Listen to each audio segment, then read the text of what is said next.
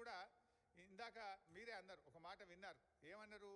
ముఖ్యమంత్రి గారు మల్లన్న సాగర్ రాజశేఖర రెడ్డి గారే 2008-9లో కట్టిండి అన్నాడు కదా. 2014లో రాష్ట్ర విభజన బిల్లు అసెంబ్లీకి వచ్చినప్పుడు అసెంబ్లీలో రేవంత్ రెడ్డి గారు ఏమన్నారో కూడా ఒకసారి చూద్దాం. నిన్ననేమో 2008-9లోనే రాజశేఖర రెడ్డి గారే మల్లన్న సాగర్ కట్టిండ్రు అన్నారు 2008-9లో. 2014లో అసెంబ్లీలో ఏం మాట్లాడిండో ఒక్కసారి చూడండి.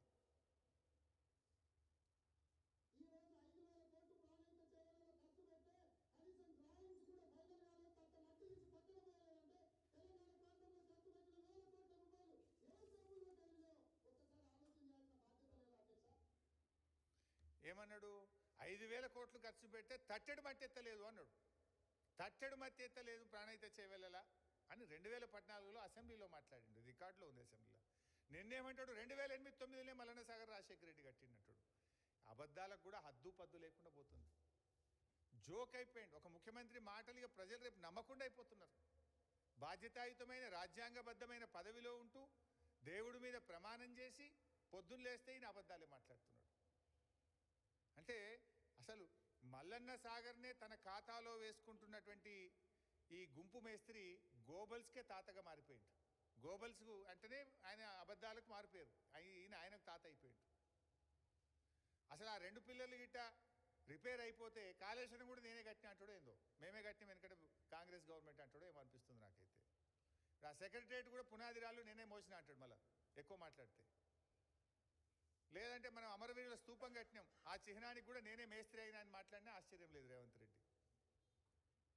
చివరికి జిల్లాల్లో కట్టిన కలెక్టరేట్లు కూడా కాంగ్రెసే కట్టిందన్నా ఆశ్చర్యం లేదు. కానీ ఎట్లా మాట్లాడుతుంది మనం చూస్తలేమా? ఇక ఎక్కువ మాట్లాడితే చార్మినార్ కూడా నేనే మా తాత కట్టినట్టాడు. సో అధికార మదంతోనో ధనబలంతోనో తిమ్మిని బమ్మి చేయాలని చూస్తే ముఖ్యమంత్రి గారు జనం సహించరు. జనం తిప్పికొట్టే రోజులు దగ్గరలోనే ఉన్నాయి, జాగ్రత్త అని చెప్పి వారిని హెచ్చరిస్తూ, గోబల్స్ మానుకోండి, మంచి పని నిజాయితీగా చేస్తే మేము సహకరిస్తాం. మీరు మూసీ చేయాలనే మేము కోరుకుంటున్నాం.